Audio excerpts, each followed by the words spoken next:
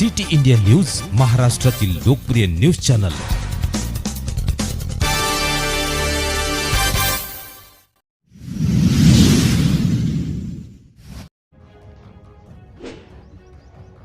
पेंच प्रकल्पातून पाणी सोडण्याची मागणी। मौदा तालुक्यातील सूर नदीची पाणी पातळी घटली, नागरिकांची पाण्यासाठी तळमळ। दिवसेंदिवस वाढत्या उष्णतेमुळे मौदा तहसीलमधील गावाजवळून जाणाऱ्या कंधान, वाळू आणि सूर नद्यांच्या पाण्याची पातळी बरीच कमी झाली आहे।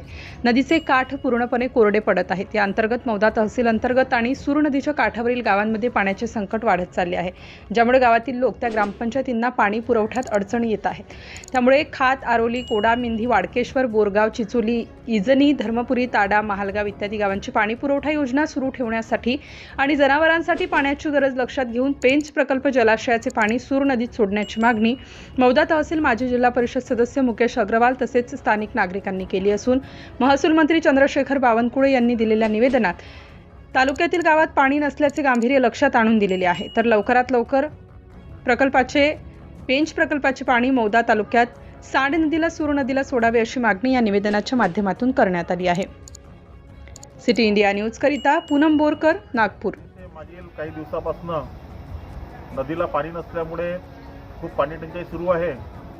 त्याकरता मी माननीय श्री चंद्रशेखरजी बावनकुळे महसूल मंत्री यांना निवेदन दिलेलं आहे की तात्काळ नदीला पेंचचं पाणी सोडण्यात यावे, कारण यावेळेसचा उन्हाळा हा बाकीच्या उन्हाळ्यापेक्षा खूप कडक आहे आणि या उन्हाळ्यामुळे जे आमचे जनावरे आहेत आमच्या गावाकडले, नदीला लागून असणारे, नदीवर अवलंबून असणारे जे पाण्याच्या सोयी आहेत त्या पूर्ण चाटलेल्या आहेत। त्याकरता महिलांना सुद्धा पाण्यासाठी खूप भटकंती करावं लागत आहे।